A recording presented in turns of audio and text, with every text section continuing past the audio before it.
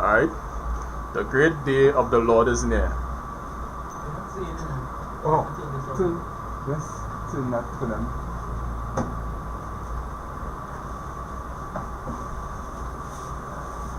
Right.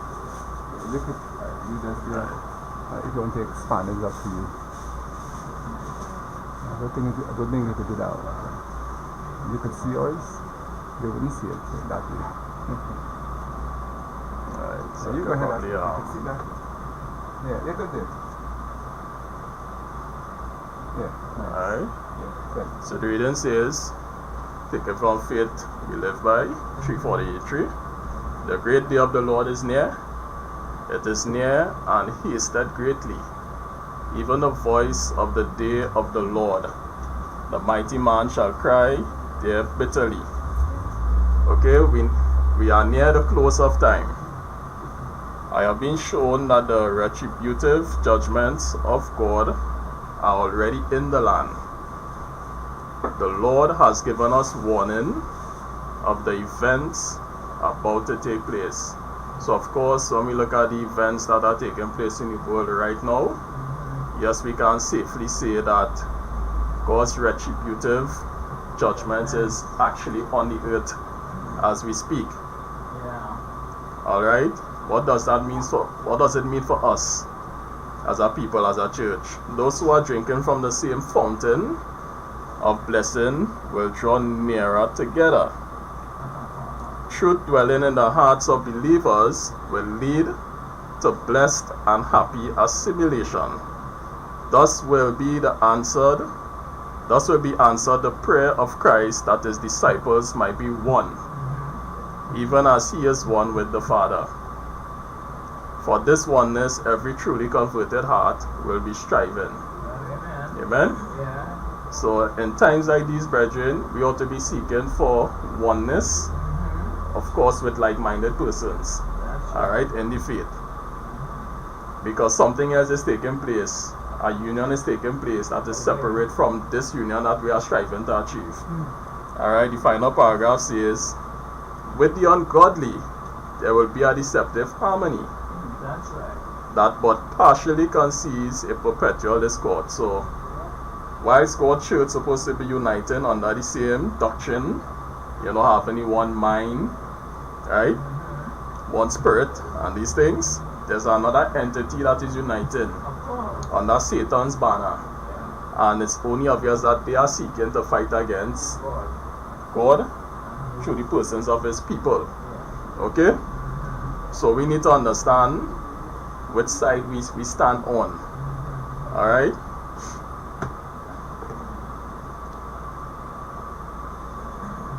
Under the subject of death, the Lord is removing his restrictions from the earth. And soon there will be death and destruction and increase in crime.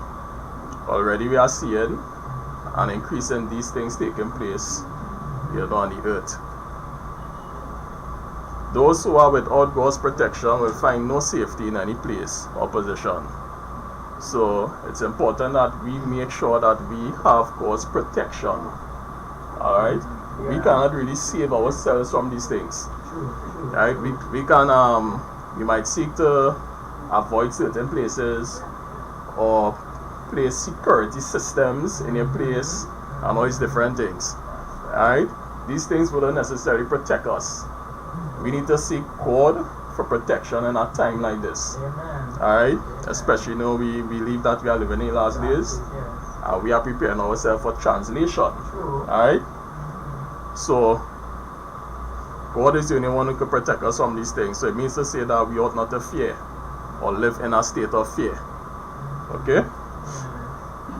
Human agents are being trained and are using their inventive power to put into operation the most powerful machinery to wound and to kill. So this is through wars and the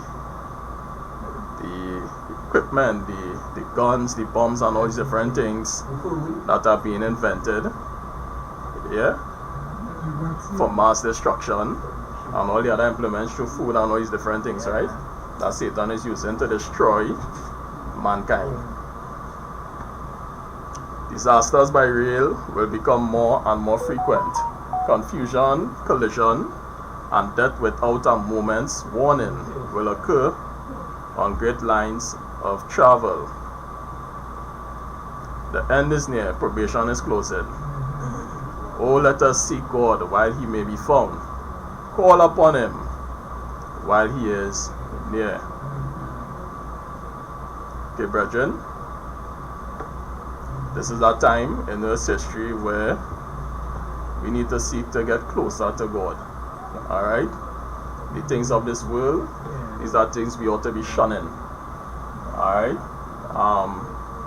Probably 20 years ago, 10, 20 years ago, we would have had more time, to dabble a little bit. But in this day and age, as we see things closing up, we need to seek to have a closer relationship with Christ. Alright? So of course, we must touch on the subject of health. As the medical missionary work is the right arm of the gospel. It means to say that we must take time to go through some of these principles concerning health. Amen? Amen. And the whole object is to keep in view the great object of health reform. Alright, what is the main object of health reform? In teaching health principles, keep before the mind the great object of reform. That its purpose is to secure the highest development of body and mind and soul. Okay? So this is the main object of health reform. To keep the body and the mind in proper order then. Okay? And what's the reasons for keeping the body and the mind in such condition? Show that the laws of nature, being the laws of God, are designed for our good. That obedience to them promotes happiness in this life and aids in preparation for the life to come. So actually the laws of health is actually preparing us for the life in heaven. Alright, so it's a life we need to practice here first before we get there. Alright? Lead the people to study the manifestation of God's love and wisdom in the works of nature. Lead them to study that marvelous organism, the human system, and the laws by which it is governed. So this is telling us that we need to understand how our bodies work. So things like anatomy and physiology, not needing to go in depth into how the body works, but simple things, that we ought to know and understand. We need to take time to learn these things. Alright? Those who perceive the evidences of God's love, who understand something of the wisdom and beneficence of His laws and the results of obedience, will come to regard their duties and obligations from an altogether different point of view. Instead of looking upon an observance of the laws of health as a matter of sacrifice or self-denial, they will regard it as it really is, as an inestimable blessing. So practicing the laws of health is really for your good, it's for your blessing, it's for your benefit. This is why we practice the laws of health. And as we practice such, God will use us then as examples that others who would be looking in would see that they could live like how we live and benefit the same way. That's right. Alright? Yeah. So I mean to say we don't have to dress the way they dress, we don't have to eat the way they eat, we don't have to enjoy some of the same pastimes and pleasures that they do, for us to enjoy life. Alright? Now this is every gospel. Yeah. Right, this is every gospel. Now take note of this. Every gospel worker should feel that the giving of instruction in the principles of healthful living is part of his appointed work. Of this work there is great need, and the world is open for it. So what this is saying here? This is not talking about health workers. This is talking about gospel workers.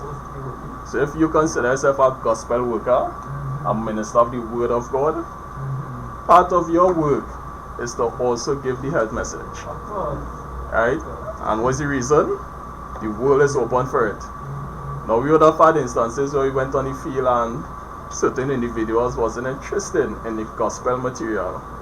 But the moment the health material was presented to them, they say, yes, I'll accept this.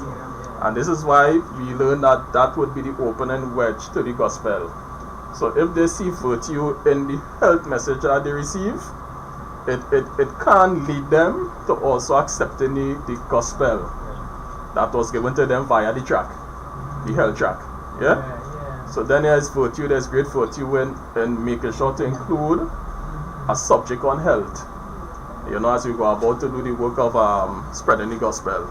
Hey, brother? Yes, but in part of what you're saying, I'm going to say that too, right? And also, but you know, the Bible says our body is supposed to be the temple for God to dwell in, right? So, through the faith, God will dwell in the heart through the faith. But having that understanding in the mind, obviously, it will show us from the health aspect that you're supposed to be healthy, right? So in all things, it's showing the faith from the spiritual aspect and also health-wise, physically. So when you on the field, right, and you're doing your missionary work and you're preaching to others, you're supposed to be a person spiritually sound and holy and physically healthy. The gospel. So you can't go that was preaching to somebody and you're physically deteriorated. Right. Then what will say, well, what kind of thing is that? Yeah, well, the contrast, you know. Yeah, so the principle of faith supposed to them via the track, the health track. Health-wise, the person who have the truth, that bringing the truth to others. Yeah. So that principle will dwell in the health aspect of the person's life as well. Yeah. God, the Bible says, beloved, I wish that ye prosper and be in health, right? A Bible principle. So a lot of persons out there know that text.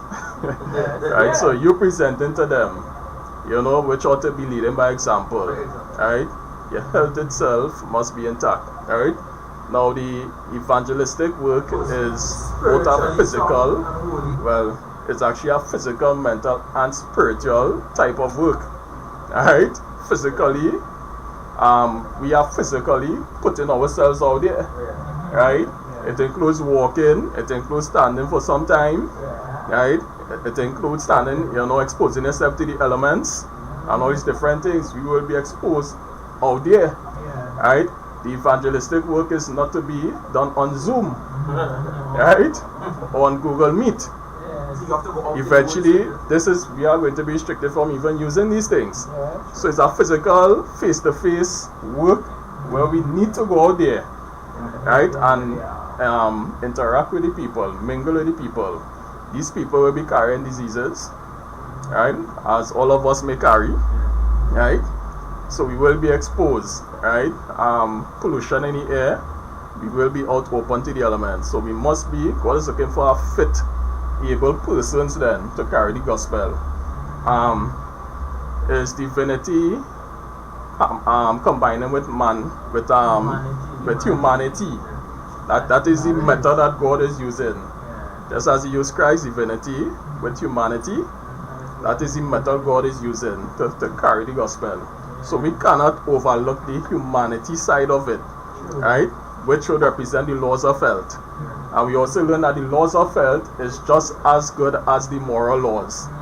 Right? If the same way there's a condemnation or damnation for disregarding the moral law, the same goes for the laws of health. Yeah?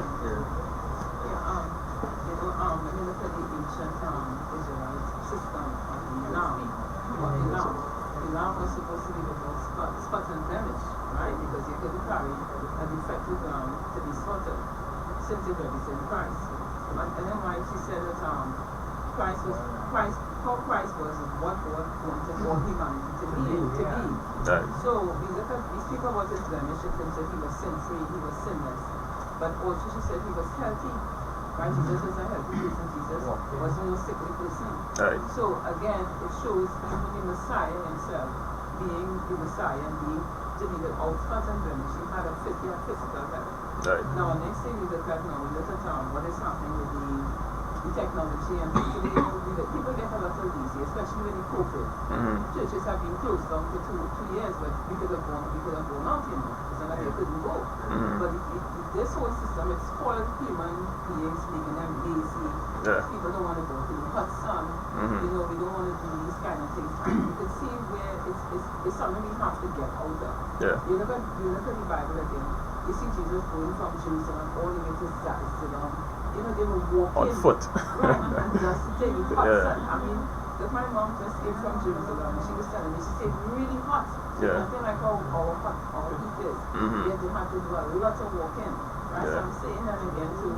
We have to be careful of being sport. And the mind says the people will not come to us. We have to go to them. And Yeah. that is a Yeah. matter. And when I say go wherever you have to go, whatever time you have to go, just go to meet the people. That's Yeah. the essence of missionary.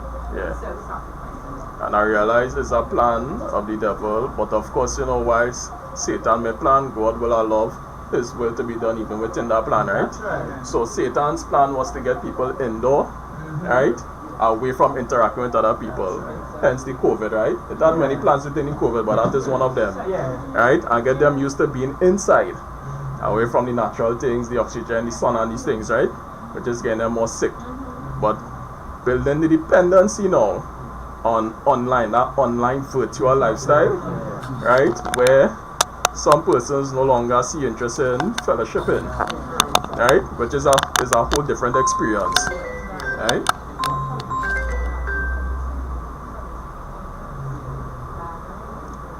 Yeah, it's a whole different experience in gathering, okay? The phone call make me lose the train of thought, right? Fellowship, Yeah. yeah, online gathering.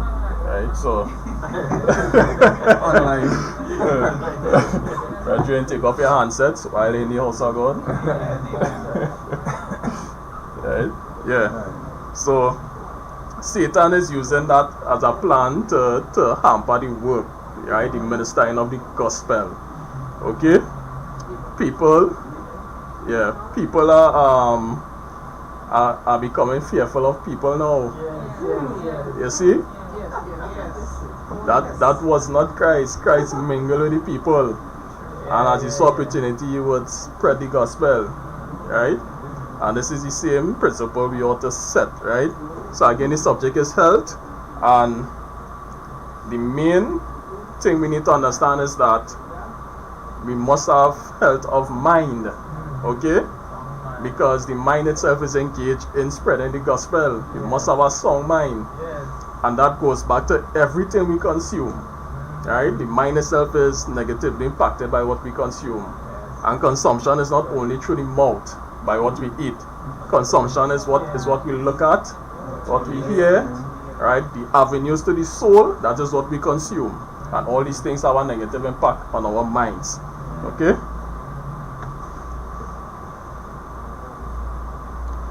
Alright. The requirements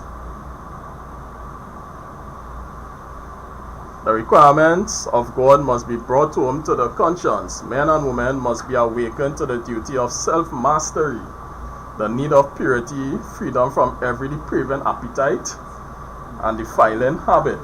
They need to be impressed with the fact that all their powers of mind and body are the gifts of God and are to be preserved in the best possible condition for His service. And this is what it's all about. Being of service, a servitude for God.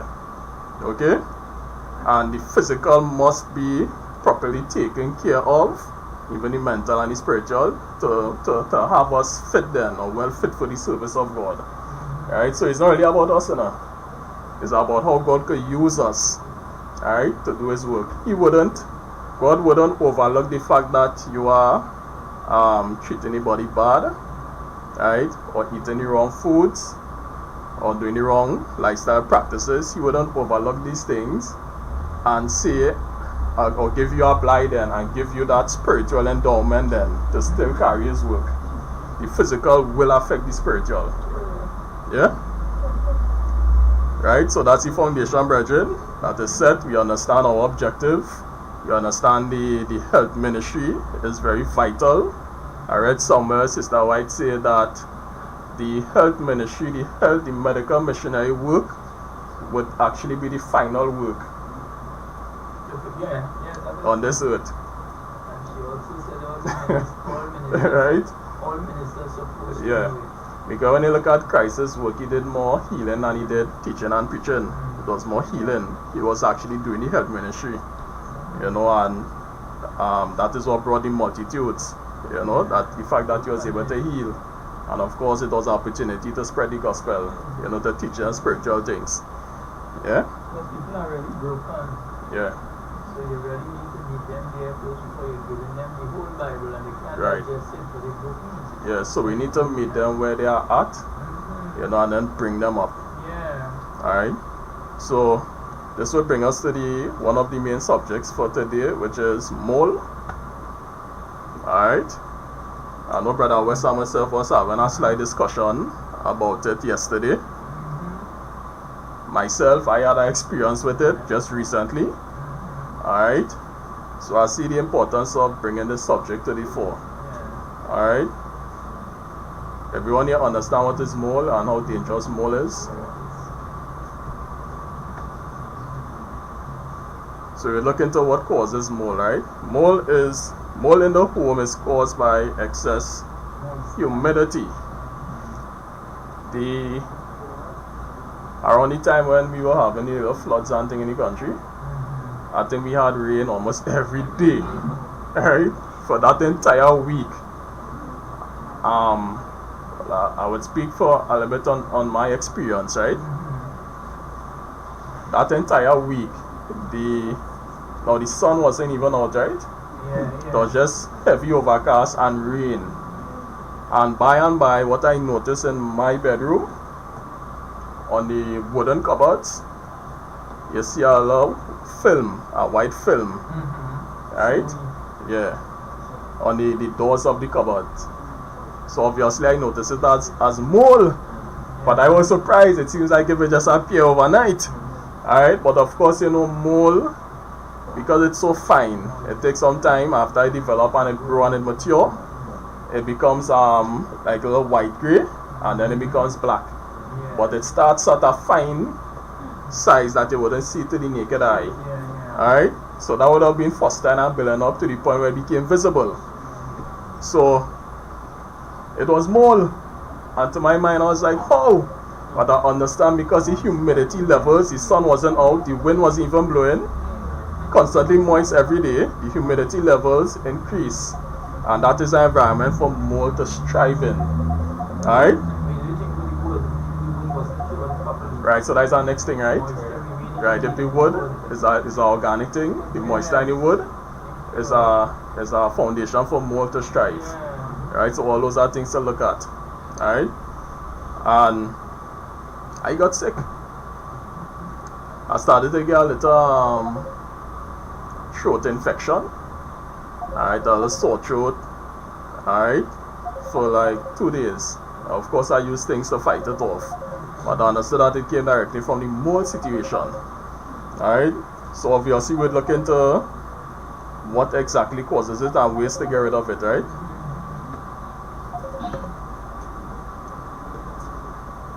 Alright, if a house be built where water settles around it, remaining for time and then drying away, a poisonous miasma arises, and fever and aches, sore throat, lung disease and fevers will be the result. Alright, so water settling in certain areas, obviously as I come to the floods and these things, water settling in these areas could lead to, especially if it's constant, could lead to the formation of mole. Alright. Shade trees and shrubbery too close and dense around a house are unhelpful. Alright, so having these large shade trees that has a big canopy, too close to the house, that will be blocking off air and sunlight. Alright, so the aim is to try and get rid of these trees. Smaller trees, if you need a tree close to the house, it should be a short. A tree shouldn't be taller than the house, or you hire taller trees further away from the house. So at least you get proper penetration of sunlight and the proper flow of air. Okay? That is hygiene. For they prevent free circulation of air and prevent the rays of sun from shining through sufficiently. Alright? So take that in mind. Look at the surroundings and see if that is in fact what is happening. Rooms that are not exposed to light and air become damp. And that is what happened in my scenario. I took it for granted. Probably the windows would have been closed. I mean, rain falling. And the windows were closed day and night. Right? Air wasn't passing through sunlight. Right? Beds and bedding gather dampness. And the atmosphere in these rooms is poisonous because it has not been purified by light and air. So light and air actually brings purification. Sleeping apartments should be large and so arranged as to have a circulation of air through them day and night. Notice when I came here this morning, you all realize the area open up, all the windows open, open the back door, open that window there, open the front. So you got proper air circulation passing from front to back or back to front. Right? That is essentially how it's supposed to be. So even in your home setting, open the front door, open the back door, open your windows, and let air pass straight through. So right? What you're teaching us is hygiene. Right, so that is we used to study in school right. before. So this what they tell you how your house is supposed to be built, the area somehow with the so that the air can circulate, that the sun could go in on the beds, right. disinfect the bedrooms and this is hygiene. Yeah. So it's the law concerning hygiene, right? Yeah. Two things. When my second brother was in New York, we had met a sister in Church. And we met her in his house, right? We became good friends. And then my friend had called me and she told me that she went to see the sister. And because of the winter, the sister was constantly inside and she had the place cold and locked up, because these Americans, you see how the houses is made. It's not too ventilated. And to our surprise, when my friend, she's into health, people were going and visiting. Pastors was going, they were studying with the girls on the bed and stuff like that. But when she got there now, and she said when she went, she could smell the road, she could see the road. They smell it. Yeah. And she said more was in the bed, more was in the chairs, it was in the blanket, it was in the rolls. And so when she saw it, she took the girl one time and she took her to the hospital. By the time she got to the hospital, she already had cancer. Right? She's alive. And the girl died. And listen, we were so shocked. She actually got cancer because she was there. And the thing about it, she was there for months locked in. And the pastors were going there and they were seeing it, but they weren't aware of it. So as soon as she saw it and she smelled it, she took her up and was to the girl eventually died. We was really sad about it. So I say that to say how dangerous it is. I learned that late in life how dangerous mold is, because I remember it's 2 years ago when I got sick again, and I said, but it's mold, right? So I couldn't understand. I tried different things, because I remember the first thing you need to do is get rid of the mold when you get sick, right? Like take off the tap, get rid of the mold, and then take the remedial remedies to help fight it off in your system, because it's in your system, right? And there's another factor, because if you look at the way, like in England, around the Elizabethan time in America, because in fact we don't have winter here, two seasons. And you notice that in my time in 1800, people were sick. Even in my son died young. One of his son died from tuberculosis, something control. And you would find the kings and the queens, if you look at medieval times, they were always sick. And part of the reason was all the big heavy drapes that used to be keeping inside. Right. And it doesn't open up the place. The system, I say, let the sunlight hit the wall, hit the bed, hit everything. But even when we travel and stuff, and especially when we have places like we went for a time in England, we had this place like this, we open the whole place. It's just the thing, right? And I noticed something I noticed with me. Every time I'm in Trinidad, I will be sick. If I go to New York, I will not be sick. And I try to look up what was happening. And the strange thing, because I like cold, I would walk in the winter and I take in this cold, fresh air. So for the 5 months, because I always used to be mostly around that time. And because I'm breathing in air, and the heart is pumping, and my health will improve. And as soon as I came back to Trinidad, if people ask me, why you don't stay there? Because they find that they can understand why. It's a simple cold breeze. How important air is. So this is a serious thing what they're saying here. And they have to always be careful because that is why a lot of people die during the medieval time. It was simple things like pneumonia or tuberculosis. And then when they say they don't want to have frequent bathing, they want to take with the water and wipe out. That is not bathing, it's important. So I say the more you bathe, the better it is. Because we know what bathing cleans the skin. So this is, it may sound simple, but it's very, very important. It's very profound. I don't go move because I do join you on this side. Right. So I come across it a few times and different things to deal with it, right? But I just want to say, when you find the area mold in your house, in the place, and you need to make sure we wear a mask. Of course. And a filter. Must wear a mask. But it does the normal one. Yeah, the One mask. that have the air filter cartridge. Right. Oh, alright. Right? Make sure you use that one because that is filtered by the micron. Right. Yeah. It might be a little more, but it's a good investment to have. Right. Because that is protecting more than the actual just normal mask. Use that. Remember, you're breathing in spores. And there's the size of the spores is by micron. So the filter mask is based upon microns, 10 microns. So at least the mask will still protect you from a certain percentage. Yeah, that's important. You need to wear mask when you're cleaning when you're cleaning up. You must wear a mask and you must wear a glove. Because it is transdermal, it could go through the pores of your skin. I think it is important to know that. Okay, hold on. Before you go, there's someone online want to get a question. That's it. Okay, go ahead, Brother Noel. Noel. Hi, good morning, brethren. Happy Sabbath to you all. Same to you, man. Right, just a minute. Go ahead. To get a little feedback here. Right, okay, yes. Sunday when we went out to do missionary work there in Princess Town, right? After the missionary work, I went to visit a family in DV, right? The early part of DV, right? And this was a lady who is very, very sick, really sick, bad, having a lot of anxiety problems because of the sickness. And the source of the sickness was found out to be moles in the house. And she was up to her throat in death. Her daughter there got sick, the daughter had to move out of the house. All the ceiling had moles, all the rooms had moles, the kitchen had moles, all the clothes, everywhere was moles. And by the way, these houses are built and they're very spacious, right? It's an HDC project.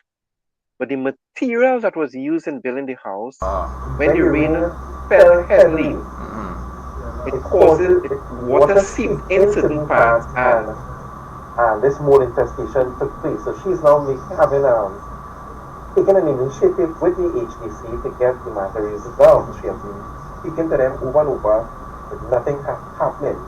You know what she eventually found out, brethren?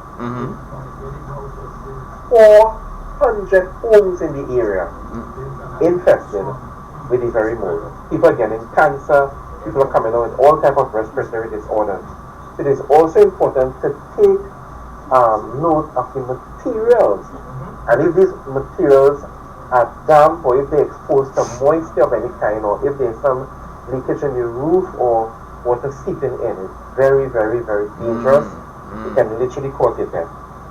Yes? Thanks, Brother Noel. So, and this is one of the points in bringing this to the fore, as I say, right? We are doing an evangelistic work. Some of these souls we will be going into, alright? And these people will be sick. And they will be looking for our assistance to help solve the problem. So this is one of the first things we are telling them. That mold situation you have there, you need to remedy and fix that. You want to say something? I want to just come back based on what Brother Noel was saying. A lot of houses building in Trinidad today, and as in New York, the people starting to build basements. And as long as you have basements, and if you look at New York, most houses in New York, or people who in the basement very often it is mold saturated. Why? Because they don't have proper drainage system, like the rubber drains, to take the water away from hitting against the concrete, because the house is in the basement. Right? So that is one. And we in Trinidad now start to develop that same attitude of building our house and having it with a mini basement and not proper drainage to take the water away. Now, the next thing is very few people understand mold problem. So they live in it, they just try to clean it out a bit and continue to live. So it is important that we try to recognize that and even point out to people the problem about mold. Now, when you think about what you say about somebody was talking about the house, But Noel. A lot of these houses too. Long time ago, a builder, when you put down the foundation, you make sure and you put certain material below that when the water sometimes seep up, go back down and not continue to hit and penetrate the house itself. So is all these things happening now because building houses for people to live quick and all these sort of things. So it's an important thing to recognize, because endless people in Trinidad today don't understand the real problem of mold. Right, and this is only the beginning, right? Now the Bible talk about pestilences, just some pestilences, right? We shouldn't just isolate that to the common pestilence that we are seeing now. This mold infestation is a pestilence now. You see? And when we look at all the flooding and these things that are taking place, which we know will only get worse, we are seeing now more and more the situation could heighten. It could escalate. Okay? So we need to understand mold, as you say, how it works, right? And ways to avoid it. Whether Calvin and then Sharon. Yeah. No, I was just, I saw you speaking about the mold and the houses and thing, and the areas that flood the other day, where you stand up in the water and the water reaching almost to the house, almost in the house and all these things. So now the water subside, but they still have the stuff in the house, the walls I guess will still be wet because, so we know for a fact that mold develop, and then right after they will fall sick, so they will think they're getting the cold or something, I think. Brethren, we have an inspired writer, inspired prophet, Sister, I talk about these things, but we'll touch on it later on in any presentation, right?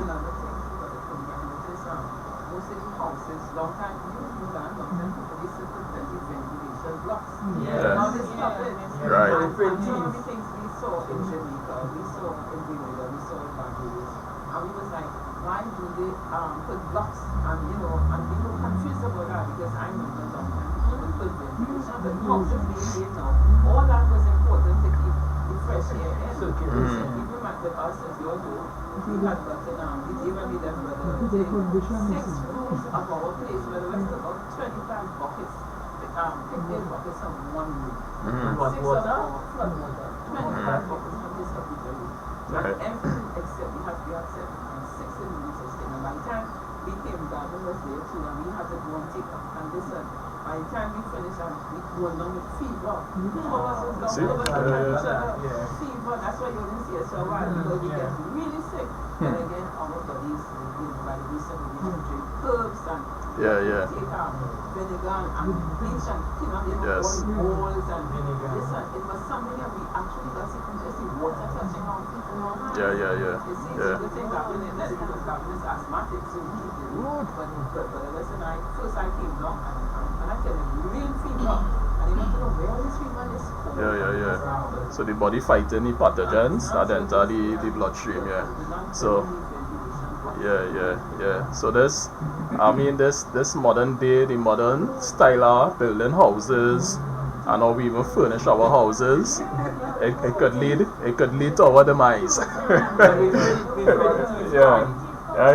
Right. But what was our commission, especially in these last days, where we need to be? We talk a little bit about that, right? With Brother Gavin. Yeah. So in this scenario, right, considering the modern thing, it have multiple ways. It have been multifaceted in dealing with it. Yeah. The approach, how to approach it, right? Right. And we touch a couple, in terms of, okay, if somebody gonna build a place, how they will do it, so you have a science of how to do things, Right. And so you have to take into consideration when you're designing a place, Yeah. you want maximum airflow, Yeah. and how you will put certain bricks and stuff like that.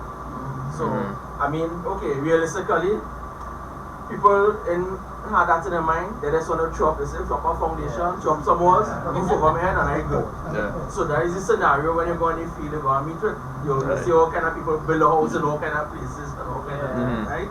So you have that aspect of it with its various challenges. Yeah. And then you have the next aspect now when people taking sick. Most of them, majority of them, not aware is that for years people getting sick and they're not aware the cause of the health problems is right in the home right there. So then you have to bring that knowledge to them. And I mean, our next point too is okay, health-wise now, the diet, which come after the diet that I have. Right. So it's different aspects of it. Compound in it. Yeah. Compound in it. Yeah. You know, so it's a multifaceted approach. Yeah. The best way is to mitigate the situation. Alright, so let's look into that. Just let me make a show, very short. There is something that today houses are built for. If you look at air conditions, Yeah. air conditions. And then there is something that we continue to do. Not me. Them. Air conditioned house. As you walk from your air conditioned house to go to your car, you put an umbrella over your head. And then from there you move in your car and you put on the air condition again. And then very soon you have to go to a doctor and the doctor says, I'll give you a B injection. And that injection is sometimes $200 and $300. The doctor ain't telling you it's sunlight to give you. You understand me? Yeah. Imagine in Trinidad, we going by a doctor and taking an injection for sunlight. But he didn't tell him to go outside in the yard, walk in the yard. So, from a conditioned house to an umbrella overhead to a conditioned car. And to the doctor. No, I just wanted to make that. Right, so we are looking into ways to help solve this mold situation, this mold problem, right? Now, first and foremost, the setting that we are living in is unnatural. Alright, when God put Adam on this earth, Adam wasn't in these four walls enclosed like this. Alright, first and foremost. So that is why how the houses are built today, as you all keep saying, you know, it is not fit for our well-being. Alright, it's an unnatural setting. Alright, just like. So are you saying we should go in the bush and live? Again, what were we commissioned to do? Okay, so let's look at simple ways. So whilst we are still in the city, which we really ain't supposed to be, alright, for the same issue, the same situation, whilst we are still in our natural setting, there are different things we can do to help alleviate or reduce mold, right? So using plants to help keep mold at bay is a practical and natural way to control humidity and moisture in your home. Bring the garden inside. Yeah? Yeah. So you bring the garden inside. Because really and truly it's supposed to be outside, right? Yes. But no problem, we're not setting right now where we cannot be there. So bring the garden inside. Okay? Alright. So what are some plants we could use to help with the mold situation or humidity situation in our homes? The lash plant. You're not food. Somebody online. Not the lantern. Yeah. Take it easy, get back. And you found us, so we are going to the Get back. ring. Yeah. Alright, what are some plans that you're familiar with that we can use? Alright? To control humidity in our homes. Palms can be used. Alright? You all might be familiar with some of these palm plants. Yeah.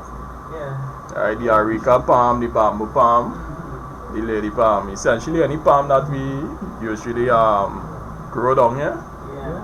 You know, these are some palms we could use inside our dwelling place. Alright? What the palms do, the palms, alright, they control humidity and mold, and they keep mold at bay. Alright? They actually absorb moisture into the leaves. And what they also do, what these plants do, they produce oxygen. Alright? Oxygenating the area, oxygenating the dwelling place. Alright? Which is an favorable setting for mold to strive in. Snake plant, popular one. Yeah, the lash plant. Yeah. Yeah, that's the lash. There's two variety, the yellow one and the green one. Yeah. Alright. Yes, this one is probably the best, I believe. Yeah, come on. Alright. This one actually helps with mold. It has reduced mold population in your home. Yeah. Alright. Spider plant. Spider plant, next familiar one locally. Alright. This removes pollutants from in the air. Yeah. Gives the oxygen. There's the fern, the Boston fern. Yeah. Alright. Mallows. Aloes can also be used too. That's right. Right, if you want to look into kind of the color and flowers, you know, flowering plants, the peace lily. And then also we have the orchids. Orchids are very good at reducing the humidity in the air. It's a little expensive, but I think Brother Edwards just harvest them, and you know. Right, so brethren, these are simple things you could use. It brings beauty, it brings oxygen, right, into the home. Right, it cleanses the air, and it allows a terrible place for mold to strive. Yeah, all cactuses could be used. Yeah. Alright, they really pull moisture from the air. Yeah. Yeah, you don't you don't necessarily need to water it a lot. Right? Yeah, it's a self-sustained plant. Yeah? So simple remedies, right? There was a time in Trinidad where they pointed out that the best hospital to go in was San Fernando Not the Hospital. hospital. Windows all around.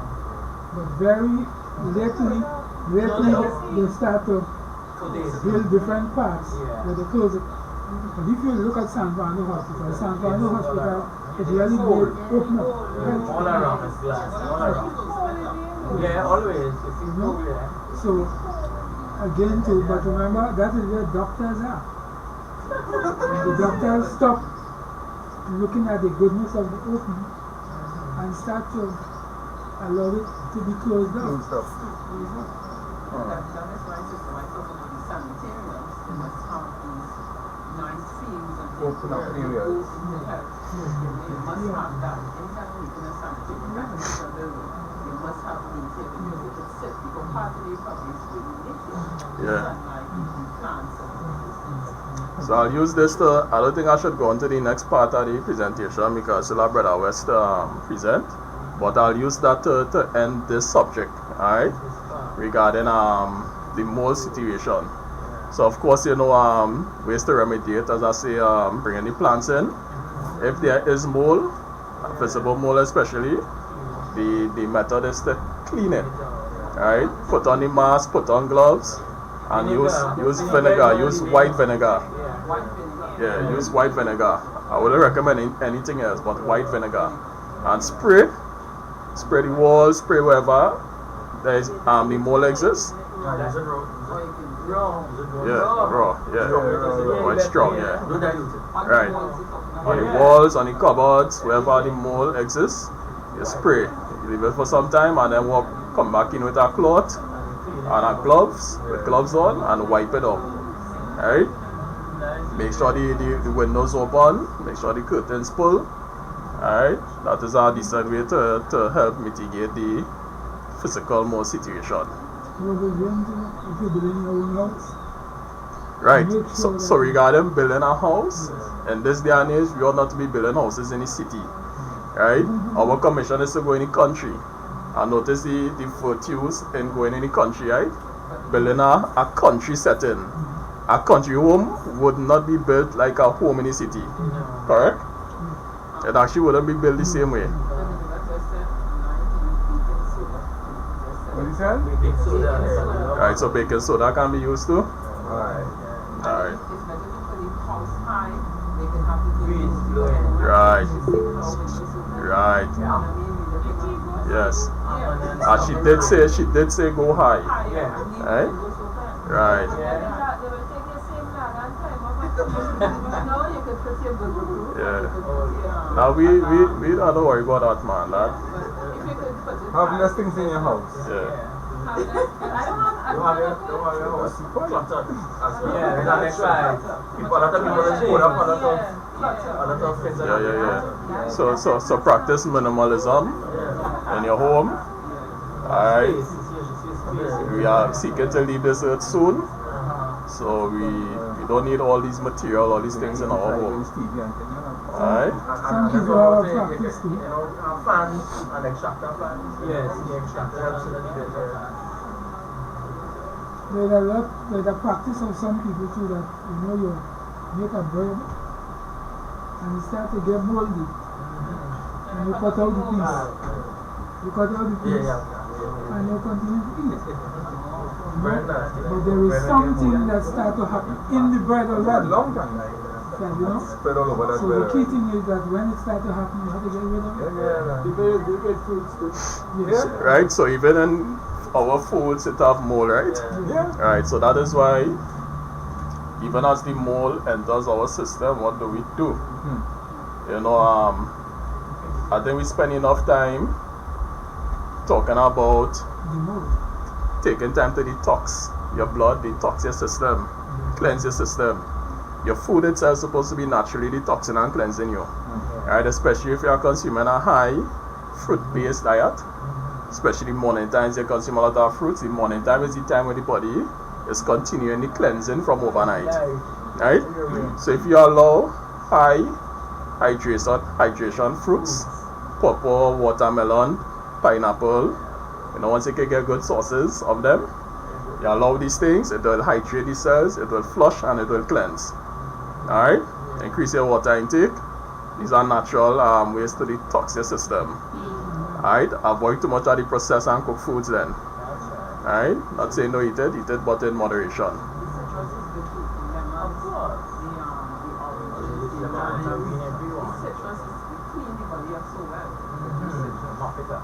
Right. I see citrus. People may think citrus to be acidic. It's acidic to the tongue, but the body processes it. Or in other words, it produces an alkaline ash when the body processes it. Alright? So much sugar in the fruit to get acid. Right. Yes, the sugary one. Right? So cleansing, detoxing, using cleansing and detoxing herbs also. Chelation herbs and these things. The same ones you use to get rid of heavy metals. Alright, these are some of the things. Charcoal, bandania, parsley, alright, cilantro and all these different things. Alright, using some of these things to help get rid of mold, help get rid of toxins and pathogens from any system. Alright, brethren? So the final alright, charcoal, very good. Alright? Yes, Trap poison. must be activated. Alright? Again and again the Lord has instructed that our people are to. Alright, so this was in response to the other subject I wanted to present, right? But planting your own. Of course, to plant your own you need to be in a setting, right? To plant your own. Alright, in the country. Of course, the country setting again is the most is the best position for us to be in to help mitigate some of the situation, because we learned that the city areas will be heavily polluted. Alright, so that is why, you know, the better place for us to be is in the country, where we can actually plant our own foods, so we know what we are eating. Alright, because the foods essentially that they are giving us to consume right now, right, that they are seeking to give us also, is terrible. Right, it's sad, and that was the other part of the presentation. But you know, we take some time to look in that, you know, next day. Alright, brethren, so any questions, final questions before we close off? Try to go live with this. Anybody online want to ask a question? Sister Angela, I know you have understanding on mole. Sister Angela, you can say something.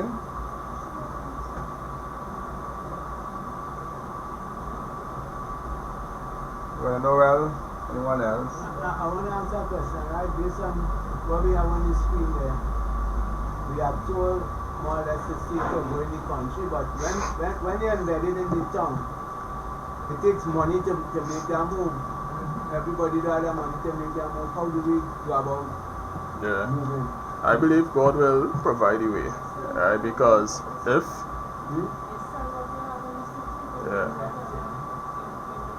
So sometimes we might be sitting and we are nothing. But within a given situation, you know, you could. Because if you're talking about going in the country, you have to talk about getting land, you have to talk about building and certain things. I mean, it's easy to say go in the city, in the country, right? But how do we go? How do we get there? Alright, so let me see if I can answer. yeah, but I don't know the answer. We continue to live as individuals. And because every one of us as an individual who live in the town, sometimes we find it difficult to move. But what about if we start to think a collective revitalize? Then collective, we then capable to move. See? And then though, even if somebody can't leave the town right now, he know where he could go, and then he could go back into the town to do his work. Because it will always have a multitude of people in the town that you have to work on or work with. Right? Because we technically working on ourselves while we living among ourselves, we planting our food, we doing what supposed to be done. So that to me, that's what I'm seeing. I'm seeing that what happened to us, we so continue to think as individuals that very often, sometimes we don't look at our neighbor who's sick. You know? And then people who have 20 acres of land, they can have, this is where Christianity comes in. You have 25 acres, and you know a brother in your church and you keep living in the city. They can offer him another 2 lots or something. The early church, didn't they do that? Right? They sold what they had and gave to others, or even piece of land. People have 20 acres and the church resting there. And I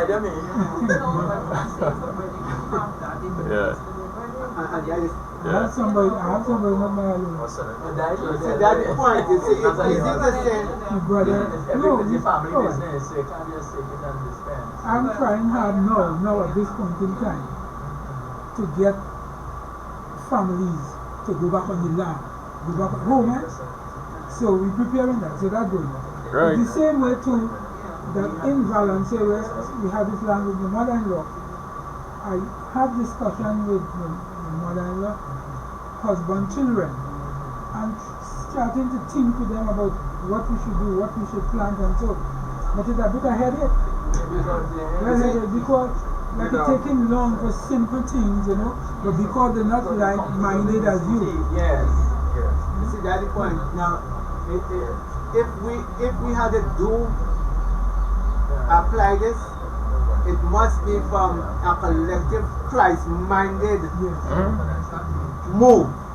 That's why, you see, as long as we see ourselves as individuals and separate, and we will make it, you know. Yeah. You understand me? We have to understand all of us are one. We might be living in different places, but we one in Christ, you know. Yeah. And if we don't come to that reality and understand that we are the household of faith and we really and truly supposed to be looking after each other and stop seeing this thing as me and I and start to see it as us. And then all our finances, everything will be channeled for our, how I should say, benefit and the carrying of the gospel. And it could only work until we come, you know, we could say we are one, and not say we are one, but until we are ready to come one in the true sense of the word, brethren, many things wouldn't happen. We really have to be one in mind, one in life, one in love, one in Christ, one in every single thing. Right. I agree. Yes. Exactly. Important. So it will happen, and that's why I went back to the early church, right? When they harmonized and they became one, right? Nobody lacked anything, right? It was distributed, because it was distributed evenly and accordingly, you know, as they had need. So we're not right? supposed to have brethren among them, they get breakfast, they say, Right. study, and they head one then with the volume that Right. those things not supposed to be. Yeah. And it is the responsibility of us elders and deacons, etc. You see, the pulpit is only a first part, you know. Yeah. And anybody could do that. You could sit down and talk until Jesus comes. Christians. But at the end of the day, the real work starts when you take off them clothes and you start to help one another. Now we start to do the gospel. We now start to implement the gospel. And as long as we're not doing that, brethren, our brethren are supposed to be, they have no house, their house falling down, and we know they get wet and there's problem. We need, as the writing said, we have to go back to the Ephesus and the early church, brethren, and really have that genuine love for each other where we really can. And we must, we have to do it to nobody else. We really have to get it done. Yeah. And once we